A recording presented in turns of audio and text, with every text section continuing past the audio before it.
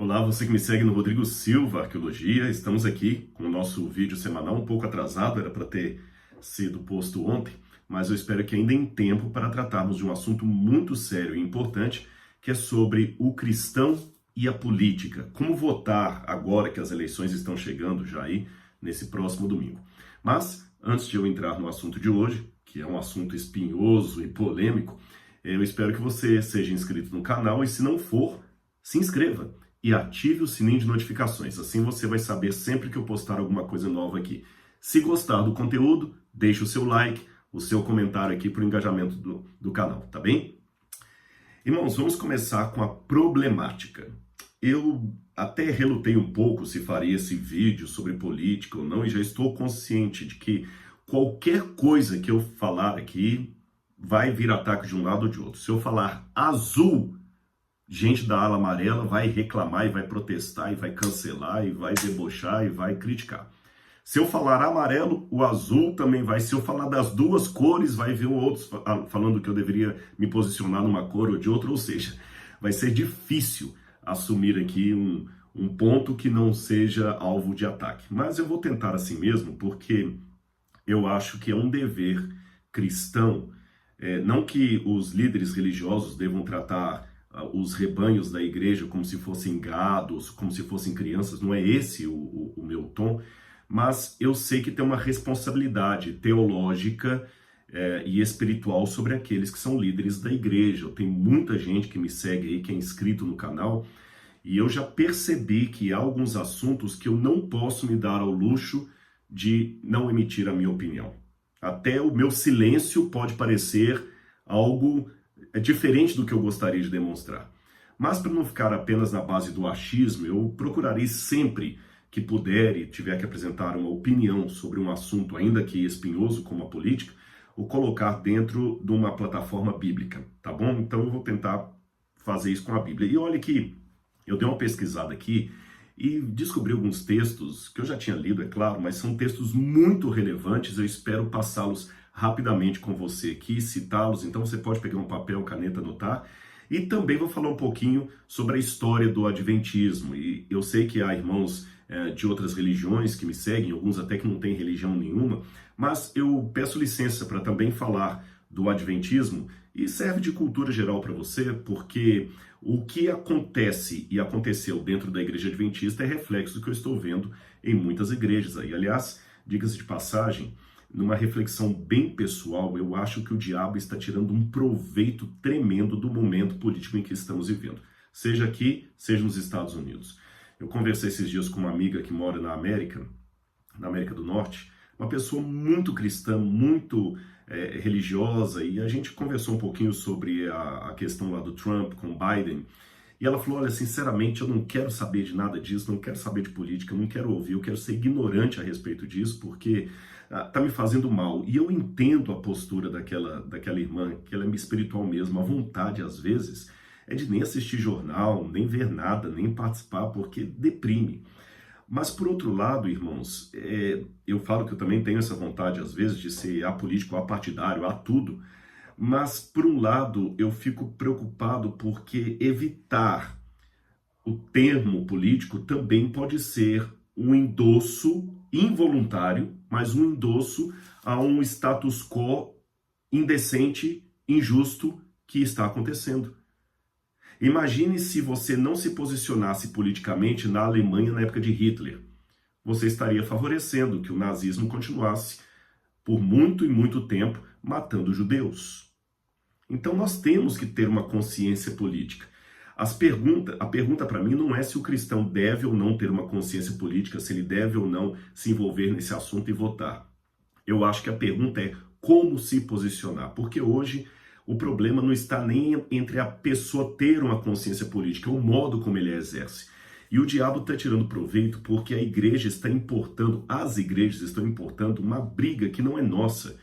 Eu não quero simplificar a coisa ou torná-la simplória demais, eu sei que a discussão é muito mais profunda do que o que eu vou colocar aqui, mas grosso modo essa história de direita e esquerda nasceu na Revolução Francesa. Eu acho que eu já falei isso em algum vídeo anterior e vocês devem saber disso. Quando houve ali a Assembleia Nacional, Os que eram mais favoráveis ao rei, a Luís XV, e a toda a realeza, e Luís XVI também, ficavam sentados à direita. E os que eram mais favoráveis à revolução e a tirar o rei do poder sentavam à esquerda. Acho que eu falei certo, né? Os do rei à direita, os da revolução à esquerda. Então, daí cunhou sempre essa ideia de que os de direita são mais conservadores, são mais pelo governo, os de esquerda são os reacionários. De forma geral, eu posso dizer que era complicado naquela época ali você se posicionar a favor de um rei que estava provocando mortes das pessoas por fome, por injustiça social, estava feliz no seu palácio de Versalhes ali, com a Maria Antonieta gastando cada vez rios e rios de dinheiro público em festas e joias e vestidos caros, enquanto o povo comia rato em Paris. Por outro lado, a Revolução também não teve bons resultados. Por que eu digo isso?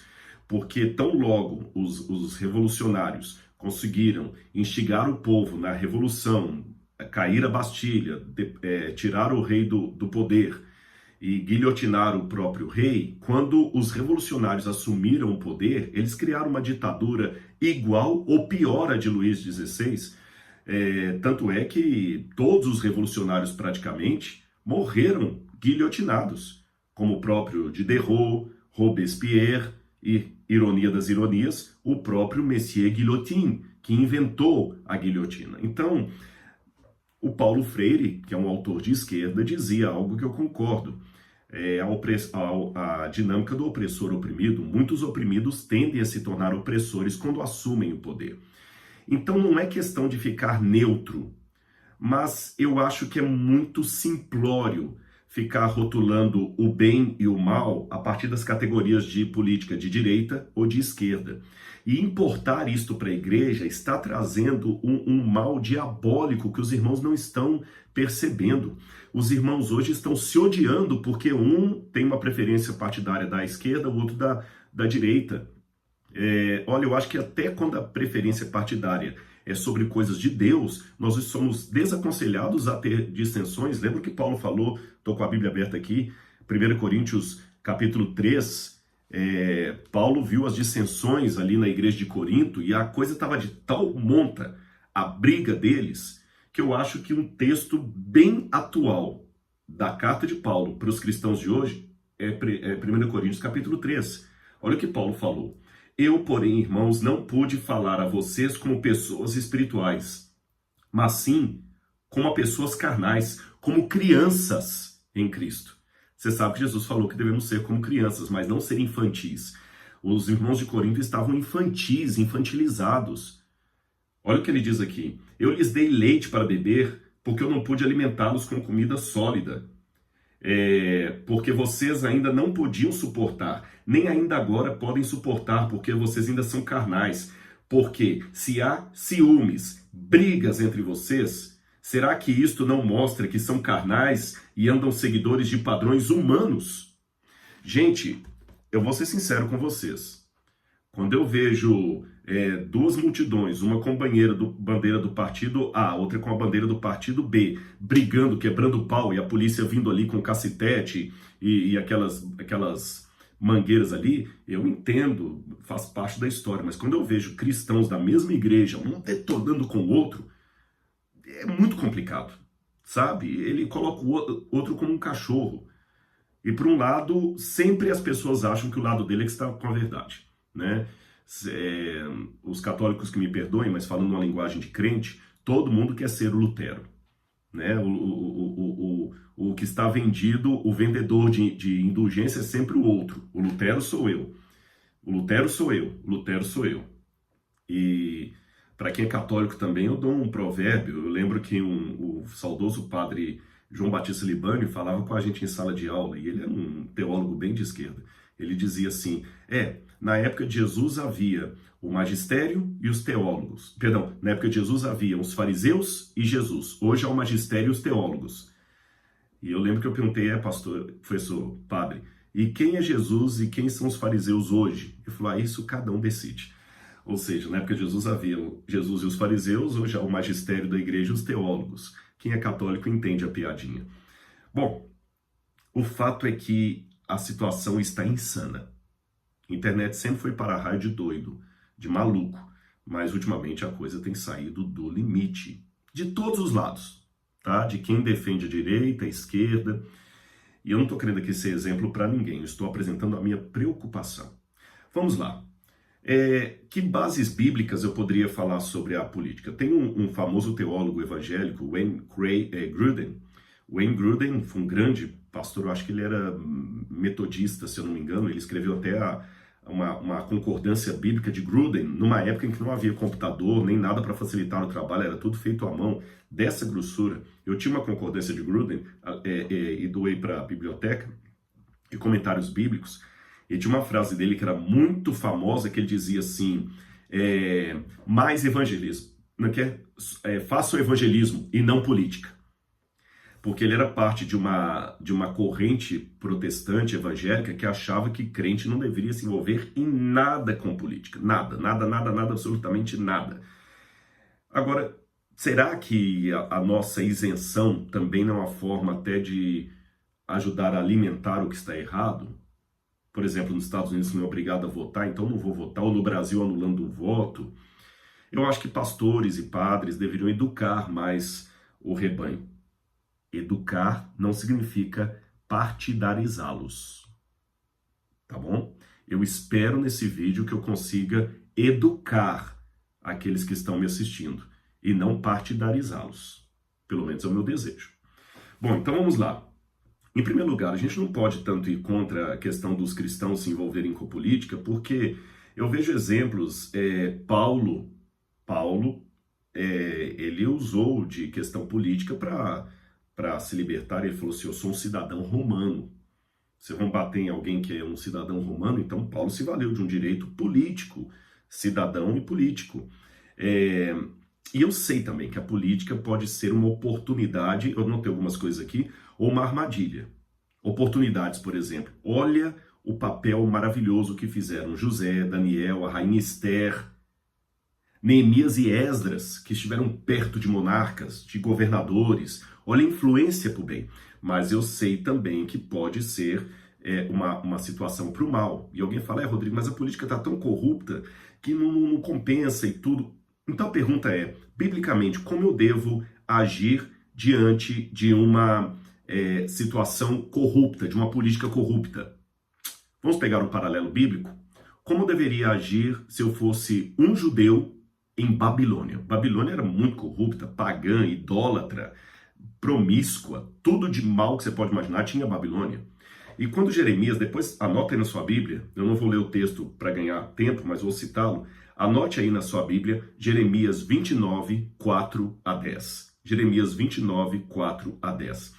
Jeremias escreve uma carta inspirada por Deus aos judeus que estavam no cativeiro da Babilônia. E sabe o que ele diz? Orem a Deus pela paz da cidade onde eu vou mandar vocês, diz o Senhor. Ou seja, eu, o Senhor, diz a Bíblia, mandei vocês para o exílio da Babilônia. E enquanto vocês estiverem lá, orem pela paz dessa cidade. E sejam bons cidadãos em tudo, até que chegue o tempo em que eu tire vocês da Babilônia e traga vocês de volta para Jerusalém. Ou seja, eu tenho que orar pela cidade. Outra passagem, vamos pensar em Roma. Roma também era muito corrupta, corrupta demais. E quando você vai para 2 Timóteo, 2 Timóteo capítulo 2, versículos 1 e 2, Paulo também diz aqui, ó. Vamos ver aqui, deixa eu ver se é 2 ou 1 Timóteo, só um minutinho. Perdão, é 1 Timóteo capítulo 2, versículos 1 e 2. Antes de tudo, peço que se façam súplicas, orações, intercessões e ações de graça em favor de todas as pessoas. Orem em favor dos reis e de todos os que exercem autoridade, para que vivamos vida mansa e tranquila, com toda piedade e respeito. Isto é bom e aceitável diante de Deus. Então, aqui já tem uma notinha que eu acho que dá para pegar hoje. Você que odeia o presidente fulano de tal, seja do Brasil, dos Estados Unidos, da Argentina, você ora por ele? Está na Bíblia. Você que escreve frases na internet, no Twitter, contra o governo, contra isso, contra aquilo. Uma pergunta sincera, honesta. Você orou por ele? Você que odeia o PT, orou pelo Lula e pela Dilma quando estavam no poder? Você que odeia o Bolsonaro, ora por ele hoje que está no poder? Se não ora, meu amigo, por mais que você queira falar frases de efeitos e citar filósofos na internet, você não está cumprindo o que a Bíblia falou. Eu não estou cumprindo o que a Bíblia fala. Antes de tudo, peço que façam súplicas, orações, intercessões e ações de graça. Orem em favor dos reis, de todos que exercem autoridade. Você ora pelos ministros do Supremo?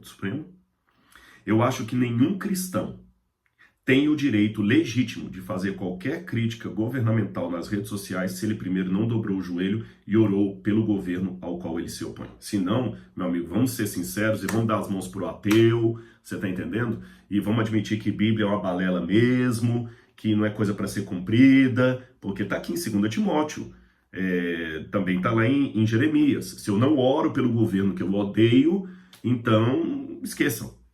Está na Bíblia aqui. Se isso aqui é conto da carochinha, então vamos ser honestos, não vamos ser hipócritas, não vamos ficar tentando convencer o ateu de uma coisa que eu mesmo não acredito. Outro detalhe, alguém fala, mas tá, Rodrigo, mas a gente vai orar até por um governo corrupto? Bom, quando Paulo escreveu isso aqui, o governo de Roma estava nas mãos de Nero, o mais execrável dos imperadores. Eu não sei se foi pior ele ou Calígula, mas eu acho que Nero foi pior, e que estava perseguindo os cristãos. E Jesus mesmo falou no Evangelho de Mateus, orai pelos que vos perseguem, orem por eles. Se o inimigo romano, de maneira injusta, te obrigar a andar uma milha, Jesus não falou, vai lá, queima pneu em praça pública e coloca a frase de ordem, ele falou, anda 2. Se o teu inimigo te demandar para tomar a túnica, dá também a capa. Repito, há ateus me ouvindo. Ou a gente segue a sério a Bíblia, ou vamos parar de enganar os ateus, falando que a gente acredita numa coisa que a gente não acredita, porque está na Bíblia. Está na Bíblia. Ou então dê-me uma explicação melhor do que a minha exegese encontrou. Quer ver outro exemplo? 1 Pedro, capítulo 2, versículos 11 a 15. 1 Pedro, capítulo 2, versículos 11 a 15. Olha o que diz aqui. 1 Pedro 2, 11 a 15. Na Bíblia diz assim, amados, peço a vocês, como peregrinos e forasteiros que são, que se abstenham das paixões carnais que fazem guerra contra a alma, tendo conduta exemplar no meio dos pagãos, para que, quando eles os acusarem de malfeitores, observando as boas obras que vocês praticam, glorificam a Deus no dia da visitação. Por causa do Senhor, estejam sujeitos a toda instituição humana, quer seja o rei como soberano, quer sejam as autoridades como enviadas por ele, tanto para castigo dos malfeitores, como para louvor dos que praticam o bem. E Pedro fala, tá, mas e se essas autoridades humanas nos perseguirem, Rodrigo? Pedro fala, se vocês sofrerem, que sofram porque estão sofrendo injustamente por amor do evangelho, e não porque fizeram alguma coisa errada. Então é assim que eu tenho que tratar os líderes. E na minha prática como cidadão, Bom Jesus mostrou um ministério bastante integral. Ele deu pão ao pobre, ele apoiou os indefesos, ele apoiou os excluídos, ele os arrebanhou, ele deu palavras de conforto, de esperança. Mas interessante, em nenhum momento da Bíblia, Jesus se uniu às manifestações revolucionárias dos judeus zelotas do seu tempo. Em nenhum momento. E havia, na época de Jesus, Jerusalém e a Galileia era como é que eu falo assim? Era um vespeiro. Aliás, essa foi a frustração de muitos discípulos de Jesus, que ele parecia pacato demais, neutro demais, mandando dar a César o que é de César, andar a segunda milha com o romano, mandando orar por quem perseguia. Os judeus queriam odiar o imperador, queriam matar o imperador, esfaqueá-lo e cozinhar os pedacinhos dele e jogar para os cachorros. Então devo ter o meu papel de cidadania e fazer a minha revolução através da prática do bem. Gálatas 6, verso 10, também fala que nós temos a oportunidade, devemos fazer o bem a todos, a todos. E ele fala, para as boas obras. Também em Efésios 2, verso 10, fala que nós devemos andar em boas obras. Essa admoestação pública para nos engajar em boas obras, não em plataformas políticas, tem um significado público muito interessante, para que os homens vejam as boas obras que vocês praticam e glorifiquem ao Pai que está no céu. Então, eu confesso até a vocês que isso é uma coisa que eu ainda estou resolvendo espiritualmente dentro de mim, porque tem uma passagem da Bíblia que fala, o que a tua mão faz, a outra não fique sabendo, que eu entendo esse texto assim, não fica de maneira arrogante colocando na vitrine todas as suas virtudes. Eu não preciso ficar vindo na internet toda hora que eu der uma ajuda financeira para alguém, toda hora que eu aconselhar espiritualmente alguém. Eu não devo ficar vindo na internet e ficar mostrando, olha o Rodrigo como é que ele é bonzinho, como é que ele é o rapazinho bom, olha como é que ele faz as caridades. Eu não devo fazer isso. Por outro lado, eu também não devo, enquanto igreja, esconder as boas obras que eu faço, senão o mundo não vai ver essas boas obras e glorificar a Deus. E aí vem um recado coletivo. Se a igreja está, assim, realmente ocultando as virtudes, como muitos estão percebendo, realmente alguma coisa séria está acontecendo. Seríssima, eu diria. Eu ainda quero fazer um vídeo aqui sobre a questão das injustiças sociais que ficam ocultas no manto da igreja. Se bem que é difícil, sabe? Porque, só um spoiler do vídeo que eu estou pensando em gravar, quando eu coloco alguma coisa ali na internet, chamando a atenção dos que estão brigando contra a igreja, aí muitos esquerdistas falaram, vendido da associação, da coisa, esse pessoal de direita, pá. Esses dias eu botei um post sobre o estupro. Aí muitos de direita vieram me bater. Tá vendo? Esse post revela quem você é. Por que você não falou nada contra o silêncio do Papa? Por que você não falou nada contra o Ed Renekiewicz? Mas sobre o estupro, você colocou. Tá vendo? Você é de esquerda. Já não vou mais seguir o seu canal. Você já se revelou quem você é. A bandeira esquerda. Eu tô vendo vermelho na sua testa. Aí, vocês entendem como é que a coisa é complicada? Se você fala uma coisa, você é de direita. Se você fala outra, você é de esquerda. E os dois lados querem te bater. E acabam perdendo o que significa caridade cristã. Irmãos, caridade cristã, aceitação, não é somente para os do meu partido, para os que concordam comigo. O problema é que muita gente prega a tolerância para os que concordam com eles. Para os que discordam, não é tolerância, cancelamento. Cancelamento. Tolerância para os meus, cancelamento para os que discordam. E dos dois lados eu vejo isso. Bom, vamos continuar. Outra passagem da Bíblia que é significativa demais para mim, e essa eu quero até talvez tomar tempo para lê-la, embora ela seja um pouco grande, eu estou um pouco preocupado com o tempo aqui, mas eu vou arriscar. Se ficar muito grande, eu dou uma pulada em alguns versos aqui. É Romanos capítulo 13. Gente, como essa passagem aqui para mim ela é clara. Olha o que Paulo diz, e acho que todo cristão deveria reler essa passagem antes de voltar no domingo. Romanos capítulo 13. Que todos estejam sujeitos às autoridades superiores, porque não há autoridade que não proceda de Deus, e as autoridades que existem foram por ele instituídas. Eu sei que há toda uma demanda, uma discussão teológica, como é que é essa soberania de Deus que permite ou institui uma autoridade muitas vezes ruim, déspota. O fato é que Paulo diz que elas estão no poder, então se estão lá, Deus pelo menos permitiu.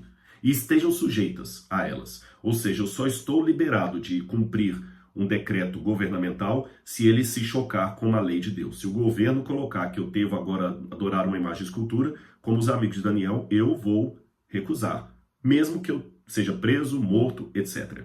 Mas enquanto isso não acontece, eu devo seguir as leis governamentais. Assim, aquele que se opõe à autoridade resiste à ordenação de Deus, e os que resistem trarão sobre si mesmos condenação, porque os magistrados não são para temor quando se faz o bem, e sim quando se faz o mal. Aquilo que eu tinha falado com vocês, que eu até citei que era Pedro, na verdade é Paulo. Você quer viver sem medo da autoridade? Faça o bem e você terá o louvor dela, pois a autoridade é ministro de Deus para o seu bem. Mas se você fizer o mal, então tenha medo, porque não é sem motivo que a autoridade traz a espada. que é ministro de Deus, vingador para castigar quem pratica o mal, portanto, é necessário que vocês se sujeitem às autoridades. Não somente por causa do temor da punição, mas também por um dever de consciência. Então, se domingo é para eu ir votar, eu vou e voto. E voto certinho, sem anular o voto. Às vezes eu pago alguns impostos que eu acho muito injustos. Injustos demais. Pagar IPVA numa estrada esburacada, pagar IPTU num lugar onde a prefeitura quase não me dá acesso, mas eu tenho que pagar, porque está aqui, ó. É dever bíblico, é dever cristão. Sonegar imposto é tão pecado quanto adorar imagem e escultura. Porque foi o mesmo Deus que fala, dai a César o que é de César, e a Deus o que é de Deus. Entendem? Bom, por isso também vocês pagam impostos. Está aqui, ó. Porque as autoridades são ministros de Deus, atendendo constantemente a este serviço. Tá, Rodrigo, e se a autoridade não cumprir com o princípio de Deus e usar mal os impostos? Sonegar, colocar nas Ilhas Caimã? Bom, eu respondo esta questão com uma parábola. Eu, por não saber nadar, eu digo uma coisa: se algum dia você cair num rio, por mais que eu tenha respeito e apreço por você, meu amigo, minha amiga, eu vou só chamar alguém para pegar o seu corpo. Porque como eu não sei nadar, se eu pular, vão ser 2 corpos ao invés de 1. Ou seja, só pule no rio para tirar alguém afogado se você souber nadar. Senão, vão ser 2 corpos ao invés de 1.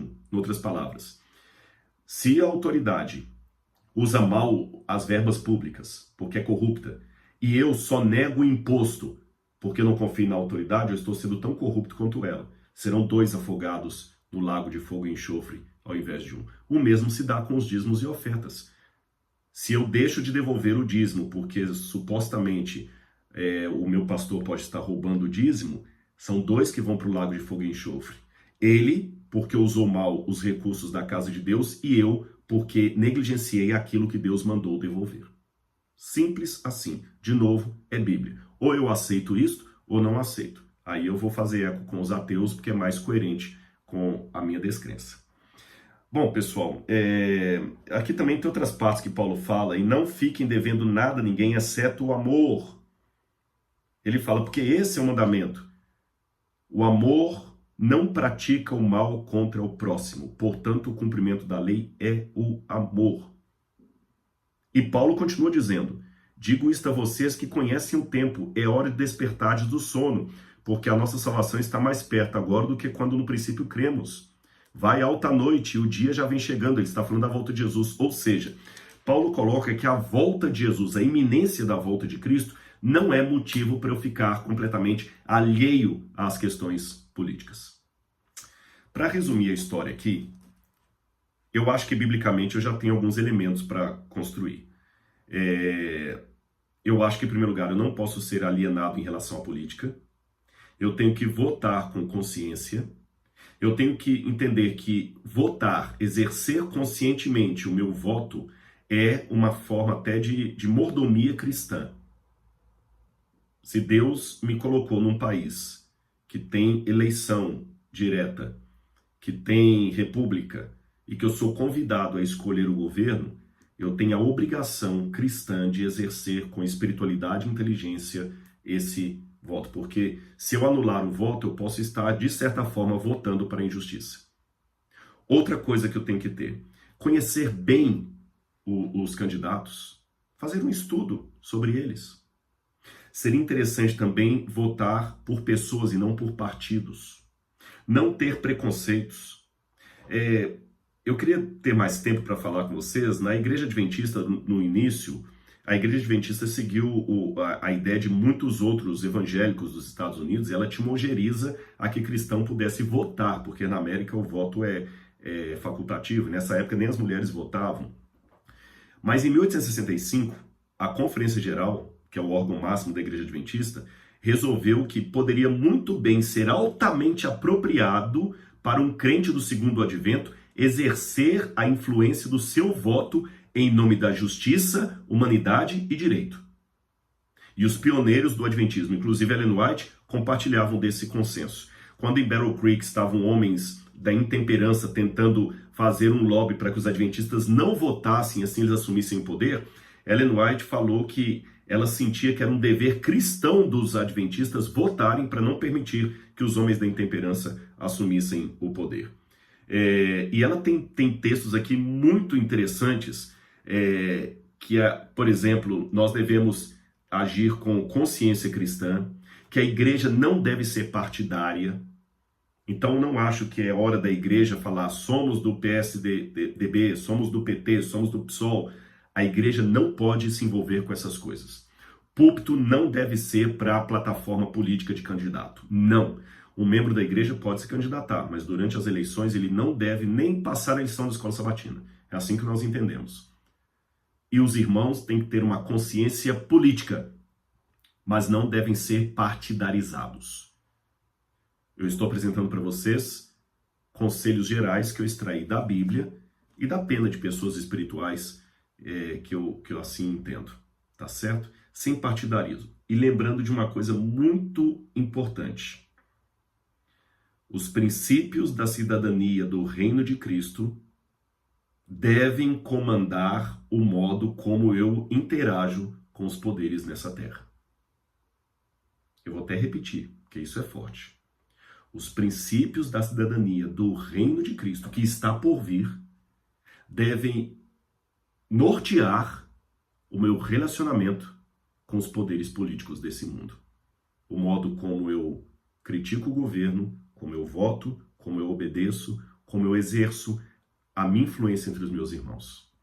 Ou seja, eu não posso agora tornar o irmão que pensa politicamente diferente de mim um demônio. Se ele está enganado, eu tenho que admoestá-lo no Senhor. Se ele começar a colocar práticas que são contrárias à Bíblia Sagrada, eu tenho que adverti-lo severamente. Mas eu tenho que adverti-lo por causa das práticas não bíblicas que ele está defendendo. Não porque ele tem preferência pelo partido A ou partido B. Aliás, falando em práticas, é muito bom você procurar o assim diz o Senhor para temas como aborto, posição da mulher, racismo. Porque o que eu estou notando é que muitas vezes as pessoas estão baseando as suas opiniões sobre esses assuntos mais em teóricos não bíblicos do que na Bíblia. E alguns estão baseando a sua opinião mais no trauma que ele carrega. Eu falarei disso no outro vídeo. O seu trauma é real, eu reconheço, eu tenho meus traumas. Mas os meus traumas pessoais, por exemplo, eu, Rodrigo, sou negro. Eu tenho traumas de racismo na minha vida. Tenho. Pode não parecer, mas eu tenho. Eu tenho situações de segregação. Mas eu, Rodrigo, não posso permitir que a minha experiência negativa de traumatizado pelo racismo seja aquilo que conduza o meu discurso acerca do racismo. Sabe por quê? Eu sei que isso vai na contramão daquilo que dizem por aí do lugar de fala, né? Lugar de fala. Sempre quem sofreu tem mais autoridade para falar sobre aquele assunto. Isso é muito perigoso, sabe por quê? Porque quando eu pego a minha experiência pessoal para dar o tom ao meu discurso, ele tende a deixar de ser um discurso conciliatório para se tornar uma oportunidade de vingança. Se eu, Rodrigo, tratar o assunto do racismo a partir das humilhações que eu senti, eu não procurarei a conciliação. Eu procurarei a vingança, inclusive com colegas de obra que me machucaram bastante. Perceberam? Por isso que, apesar do jargão lugar de fala, é muito perigoso quando você determina o seu discurso a partir dos traumas que você tem. Foi o que aconteceu na Revolução Francesa. No final, como diz o ditado, cabeças vão rolar, até daqueles que criaram a guilhotina. Então que Deus abençoe muito o seu dia de votação, exerça com sabedoria cristã esse direito que você tem. No Brasil é quase um dever, na verdade, porque todo mundo é obrigado, mas que Deus abençoe. Se o candidato que vencer a eleição for um homem, uma mulher justos, de equidade, amém. Se não forem, vamos ter paciência no Senhor, porque até a política corrupta é um sinal dos tempos em que vivemos e do reino que aguardamos. Que Deus abençoe você e sua vida e vamos orar pelo dia da eleição no nosso Brasil. Um abraço.